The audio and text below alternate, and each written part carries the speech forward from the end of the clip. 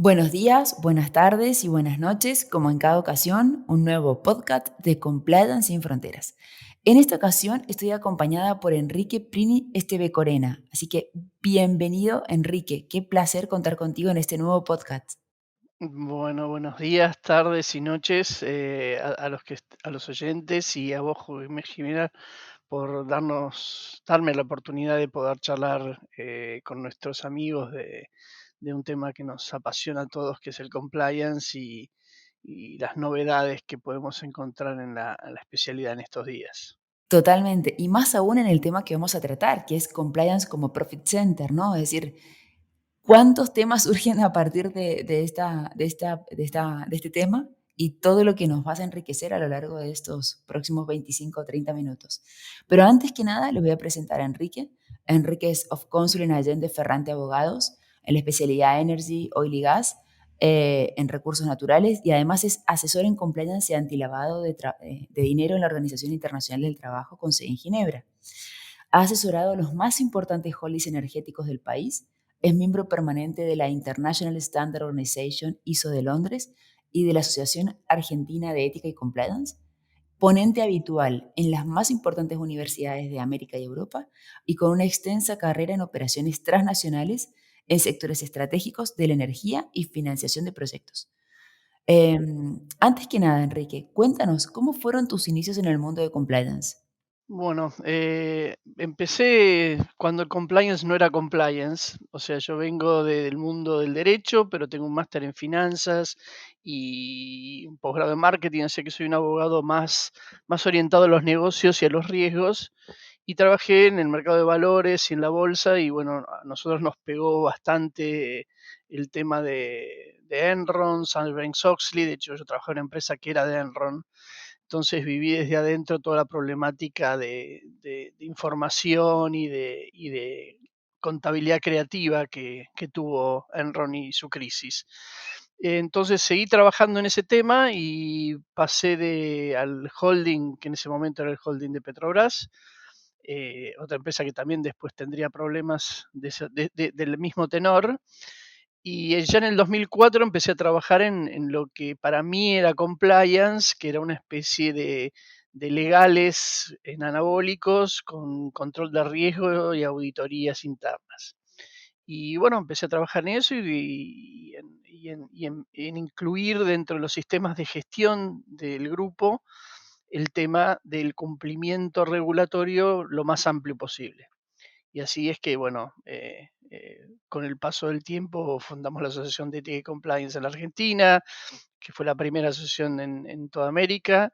Y bueno, de ahí sí ya empezó a existir el compliance como especialidad en varios lugares, así que eso nos permitió que podamos avanzar, ¿no? O sea, claramente eh, lo que yo empecé a trabajar en GRI, yo era representante argentino en GRI, empecé a trabajar en negociaciones con stakeholders que nos afectaban al Global Reporting Initiative.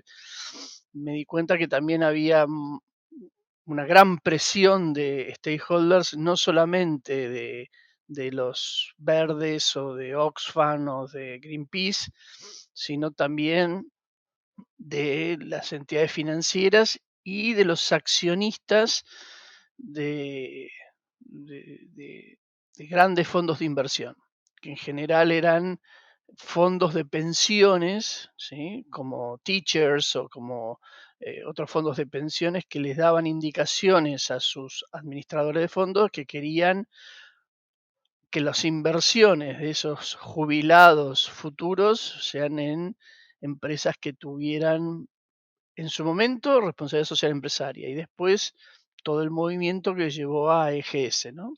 Así que ese fue los comienzos allá lejos de ese tiempo.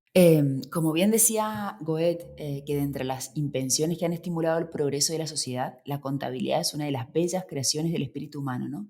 Y eso quizás fue cierto en el siglo XVIII, pero a día de hoy sabemos que la contabilidad analítica lo captura todo, ¿no? Menos lo más importante. Por ejemplo, el alto PIB de un país no captura el dato de si un medio ambiente de esa nación es irrespirable o si la calidad de vida y la salud mental de sus ciudadanos es paupérrima o lo que fuere, ¿no? Pero ¿podemos decir lo mismo de las cuentas anuales de las compañías mercantiles que deben presentar ante los registros? Es decir, estas cuentas anuales no capturan del todo los riesgos normativos de las empresas que han decidido no atajar, ¿no? De forma que mientras que las compañías no apuesten por considerar el compliance como un profit center, no podemos justificar con la amplitud que nos merecemos las virtudes que ha acarreado la decisión de ser respetuosas con las normas y minimizar los riesgos. La pregunta es, ¿el cumplimiento normativo sigue siendo un activo oculto? ¿Cuál es tu opinión al respecto, Enrique? Bueno, desde Luca Pacioli en adelante, yo creo que ha cambiado mucho todo lo que es el viejo y querido la doble entrada, que después vamos a hablar más sobre el tema, pero creo que lo importante es que si vos te fijas hoy en las 30 empresas más valiosas del mundo, ya no son las que tenían pozos de petróleo, refinerías o industrias y hacían cosas materialmente eh, individualizables, sino que son empresas que tienen activos intangibles.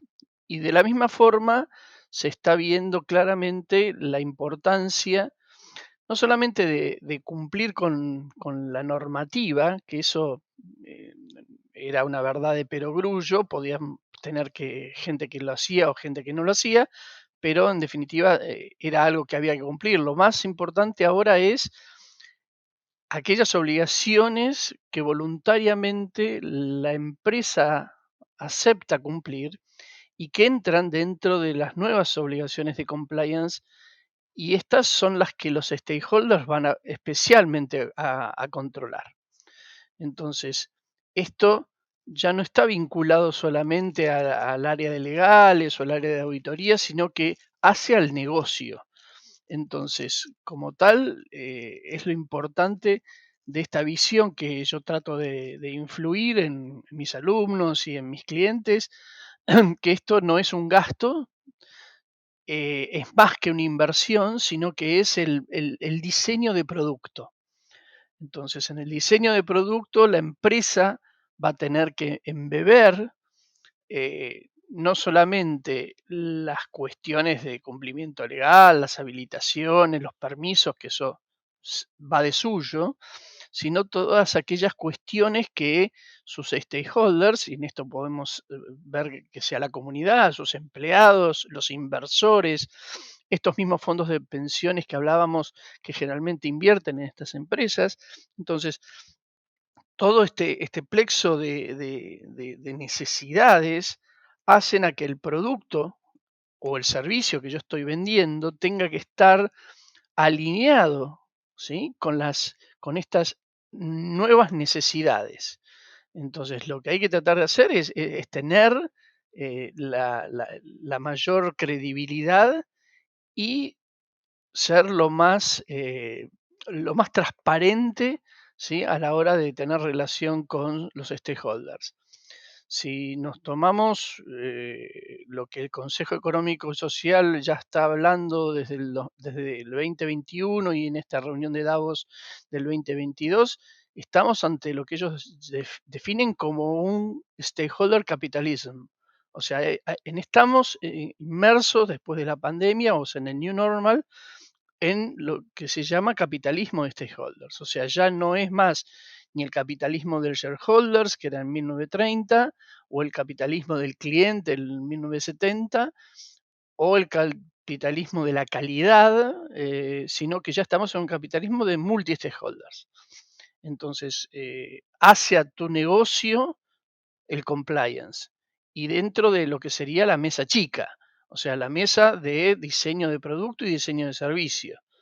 Así que por eso todo movimiento del área de compliance hace a tener profit o a tener no profit en tu estructura. Y en eso estamos de acuerdo, ¿no? En que no obstante que una intrépida compañía que decida visibilizar el compliance adecuadamente como profit center, tiene un primer momento dificultades para traducir sus logros en parámetros SMART specific, measurable, achievable, relevant and time bound, ¿Qué consejo nos puedes compartir en tu experiencia en cuanto a esa visibilidad que tenemos que dar hacia la comunidad, hacia nuestros stakeholders, hacia nuestros clientes y proveedores del rol que tiene compliance en la transparencia y en la ética como un activo más, ¿no? Claro. Mira, yo en eso soy bastante agresivo en lo que me pido como asesor de empresas o como empresa. O sea, smart, eso es como decir que esté escrito en un idioma reconocido por la Real Academia o por el Google Translator. O sea, tiene todo que ser smart, tiene que ser medible, pero más que eso, tiene que estar vinculado a una estructura en la cual vos tengas claramente la forma de poder demostrar tu performance económico, que eso lo tenés desde siempre, pero también tu performance ambiental, social y en este nuevo mundo de ESG, también lo que es todo el esquema de governance. Entonces, para tener todo esto, yo soy un usuario y paso el aviso publicitario de mi trabajo de hace 20 años en ISO, que los sistemas de gestión son la mejor herramienta para establecer que esto sea entendible no solamente por el área legal o el área de auditoría, que en general están imbuidos de esta problemática, sino por las áreas comerciales y las áreas de producto y de ingeniería, que sí conocen la ISO 9000 o la ISO 14000 y entonces pueden entender perfectamente las bondades de un sistema de gestión. Entonces, el sistema de gestión lo que te va a permitir es esto, de tener sistemas en los cuales vos podés hacer una demostración de tu compliance, sino también un seguimiento y fundamentalmente hacerlo parte de tu actividad habitual.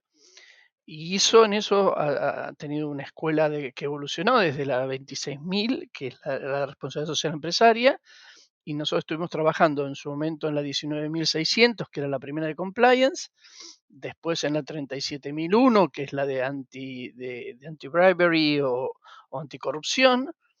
Después el año pasado sacamos la 37.000 de gobierno corporativo y también el año pasado emitimos la 37.301, que es la 19.600 de compliance, pero certificable, actualizada al año pasado, ¿no? O sea que ISO tiene un abanico de normativas que te permiten, por un lado, aprender, o sea, con aquellas normas que no son certificables, y en otra poder demostrar en aquellas normas que son certificables.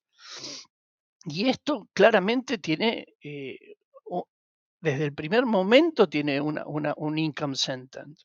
O sea, lo que te permite es poder demostrarle a la compañía de seguros que te tiene que bajar las primas de riesgo, poder demostrarle al banco que te tiene que cobrar un financiamiento más barato y la tasa de interés tendría que ser más baja. ¿Por qué?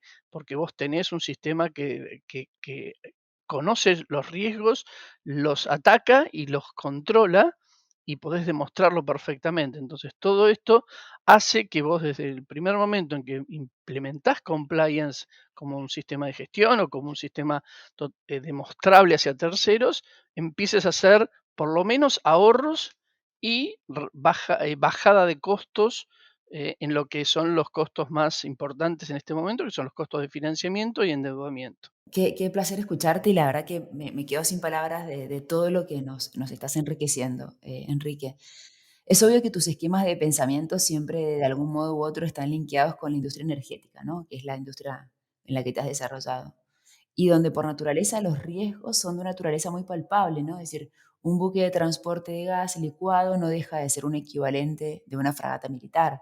Miremos si no la explosión ocurrida en el puerto de Líbano hace algunos años. No todas las industrias tienen riesgos tan explícitos, ¿no? Ahora bien, ¿cómo podemos reflejar ante el board la importancia de mitigarlos?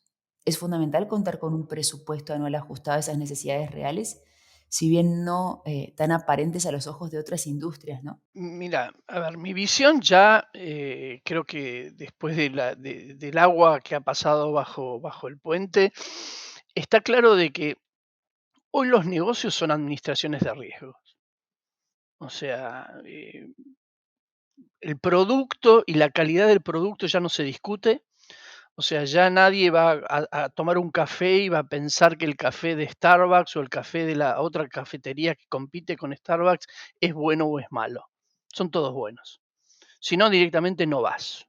Entonces, toda la problemática se va en cómo diferencias tu producto de la competencia, y hoy los stakeholders, que son los clientes y son la comunidad que está vinculada a tu negocio, está eligiendo en base a otras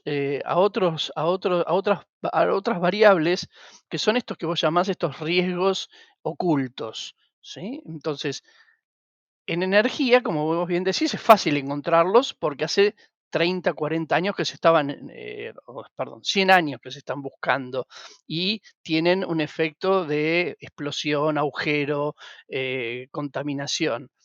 En el caso de las otras industrias que podrían no ser tan fáciles, son fáciles. Lo que vos no tenés que hacer es lo que muchas empresas y empresarios hacen, es que hacen el avestruz, ¿sí? Se esconden aquellos riesgos que no pueden manejar, ¿eh? Los dan como inexistentes. Entonces, claramente lo que hay que hacer acá es ser absolutamente realistas, y por eso compliance tiene que estar en la mesa chica. Porque compliance, la gran virtud de compliance es que para compliance no hay grises. Compliance te va a decir si algo es blanco o es negro. O sea, vos vas a ser, no se puede ser un poquito honesto, ¿sí? O bastante honesto. Efectivamente, entonces compliance te lleva a la mesa lo binario, ¿sí? En eso yo tengo siempre un tag of war con mi profesión original de abogado, porque los abogados somos los encontradores o los buscadores de grises. Y eso es lo peor que hay para el compliance. El compliance no necesita grises. El compliance tiene que decirte, mira, hasta acá es blanco, 5 centímetros más adelante, que es donde vos querés estar, es negro. Entonces, o das un paso para atrás y volvés al blanco, o esto que vos querés hacer es negro.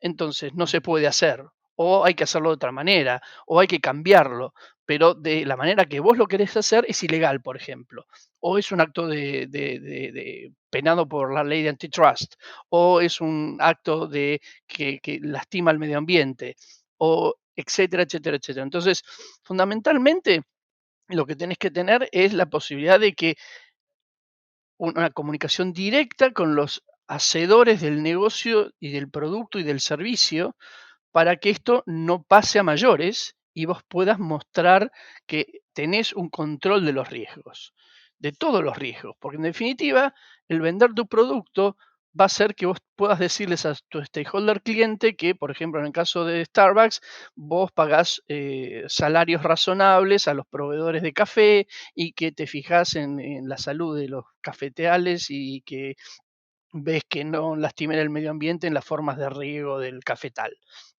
Esto es lo que, por eso vos cobrás $6 un vaso de café, cuando en toda la vida valió 50 centavos de dólar. Entonces, ese premium de $3.50 por cada taza de café que vos te llevas, tiene que estar sustentado en las nuevas formas de prueba de tu calidad, que básicamente son la forma de cumplir y demostrar tu full compliance. Entonces, eso me parece que es fundamental, y esto te abre una gran puerta a que todas las empresas puedan tener compliance y deban tener compliance, ¿no? Así que eso me parece que es fundamental. Me gusta esta frase, el full compliance, muy buen aporte. Y en ese punto, volviendo un poco al tema de la contabilidad, ¿no? Las cuentas anuales tienen un libro mayor, ya sabemos que tienen una cuenta de pérdidas y ganancias, balances, la memoria no financiera, precisamente para dar publicidad tabular a este estado regulatorio, comercial y estratégico de la compañía. Ahora bien, ¿qué ocurre con las pequeñas y medianas empresas que no siguen este patrón, sino que se rigen por una normativa contable más simplificada, obviamente, que no incorpora todos estos elementos? ¿Hablamos entonces de métodos informales que las pymes pueden emplear para visibilizar todo este activo? Es decir, ¿cuál consideras que debe ser la aplicación que deba tener en estas pequeñas y medianas empresas?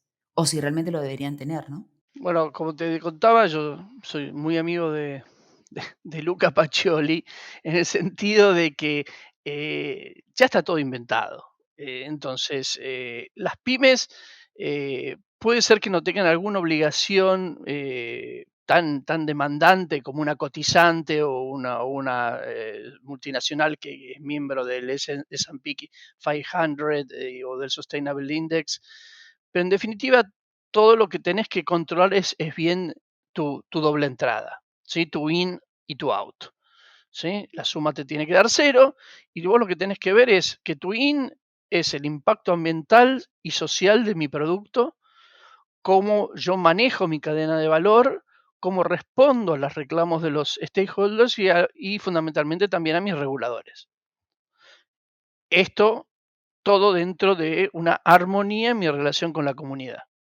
Entonces, esto que parece dicho rápido, rápido, algo manejable, es un gran desafío, porque todos estos nombres que hemos dado son todos conflictos de interés.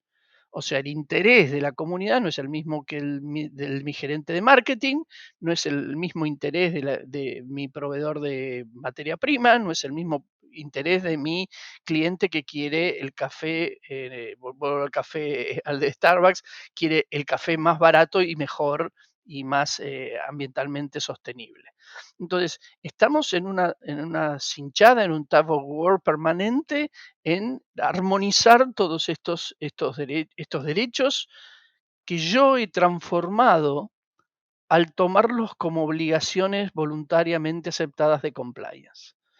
O sea, el mundo de la responsabilidad social empresaria, o sea, del beyond compliance, cada vez es más chico. Yo diría que casi es inexistente. O sea, hoy todo es compliance, porque a partir de que yo reconozco el riesgo, emito una solución a ese riesgo a través de la necesidad de mi stakeholder, pasa a ser una obligación de compliance. La única diferencia de eso con una ley de responsabilidad penal es que yo no puedo cambiar la ley. Y sí puedo decir, bueno, yo a partir de mañana en vez de hacer tal cosa haré la mitad de eso porque no tengo plata, por ejemplo, o porque no me da el presupuesto. Pero en definitiva, creo que lo más importante es tener muy claro cuál es el in y, por supuesto, irse al out y ver, bueno, cuáles son mis riesgos, cuáles son los impactos económicos de no cumplir con determinadas obligaciones que me impone un stakeholder y tener muy claro que una empresa está a un doble clic de desaparecer. O sea, el avestruz o el no tener claro de que estas cosas están para quedarse es, a mi modo de ver, suicida.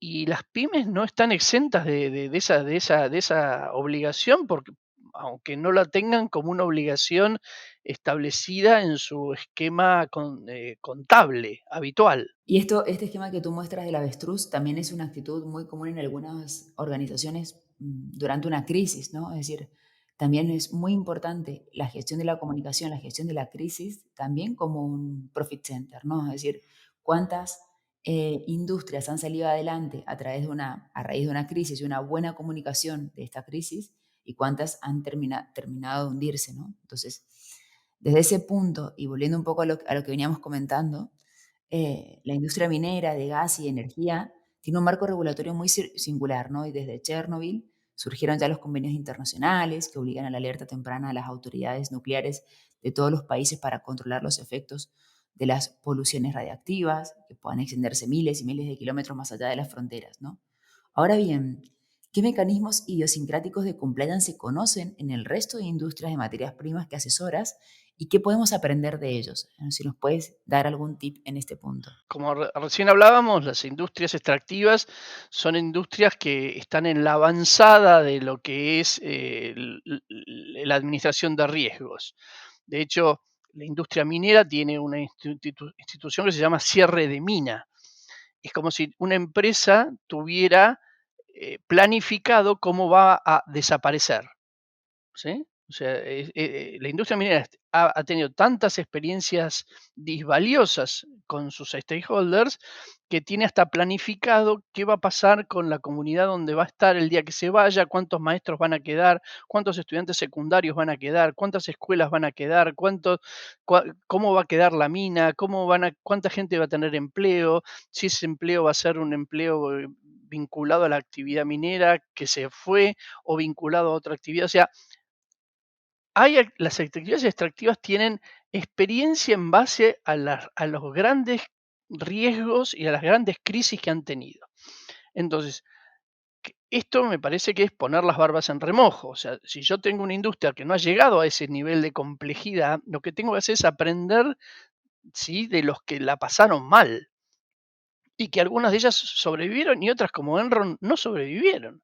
Entonces, fundamentalmente, las industrias extractivas tienen el ejemplo del Exxon Valdez, del Prestige. En base a eso crearon Marpol, o sea, crearon un convenio internacional por lo cual ellos mismos se autorregulan y ningún petrolero puede no tener doble casco.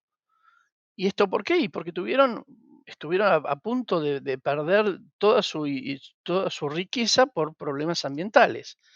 Esto es lo mismo para cualquier otro tipo de actividad. Estamos viendo que hasta las actividades cripto hoy están en el tapete, no solamente porque son disruptivas y son interesantísimas y muy modernas, sino porque consumen un montón de electricidad. Entonces, hoy el talón de Aquiles de una industria que era supuestamente espectacular y totalmente disruptiva para la actividad bancaria, está siendo objeto de control por parte de los stakeholders en lo que es la aplicación del Convenio de París o del Convenio de Kioto. Entonces, creo que todo tiene que ver con todo y es muy importante que tengamos un control de esos riesgos y que todas las empresas analicen cuál es su menú de riesgos y, por supuesto, ganar plata. Ahora, para ganar plata tenés que tener un profit center, algo que te permita ganarlo y algo también que te permita no perder. O sea, no es solamente ahorro, sino es no perder el negocio, no perder a tu cliente. Entonces, por eso soy un defensor de compliance como parte de la mesa chica. ¿Por qué yo considero que tiene que estar en las decisiones estratégicas? Porque justamente compliance tiene el conocimiento de la multiplicidad de riesgos. Por supuesto, no va a ser compliance el que los va a terminar valorando, va a ser el CEO con todos los directores y el compliance officer y el directorio, quienes van a decir, bueno, mira, este riesgo es ABC1, este riesgo es ABCD2, y así sucesivamente hasta establecer un Pareto. Y por supuesto, nadie dice que todos sean superempresas que manejen el 100% de sus riesgos y los controlen. Lo que sí tenés que saber cuáles son el 100% de tus riesgos, ¿sí? O sea, de ahí el avestruz o de manejar con los ojos cerrados, ¿sí? O sea, me parece fundamental ese tipo de approach eh, en el cual compliance tiene un rol importante dentro de la actividad empresaria. Yo creo que ya por todos los que venimos trabajando hace tiempo en temas de compliance sabemos que independientemente de las exigencias normativas, hoy compliance es una ventaja competitiva, ¿no? Y hay países que aún así no tienen una normativa fuerte, pero sus empresas implementan programas de compliance porque se los exige básicamente el mercado, se los exigen los inversores, se los exigen los clientes, los proveedores, se los exige el talento de la compañía, se los exige en muchos países el sector, la financiación bancaria, se los exige el sector asegurador. Por lo que tenemos que poner sobre la mesa esto que comentas, ¿no? Es decir, que compliance esté en la mesa chica, que forme parte de las decisiones fundamentales, que si bien lo han hecho los grandes sectores regulados y las cotizadas, tiene que bajarse la línea al resto de organizaciones, ¿no? Enrique, ha sido muy enriquecedor escucharte.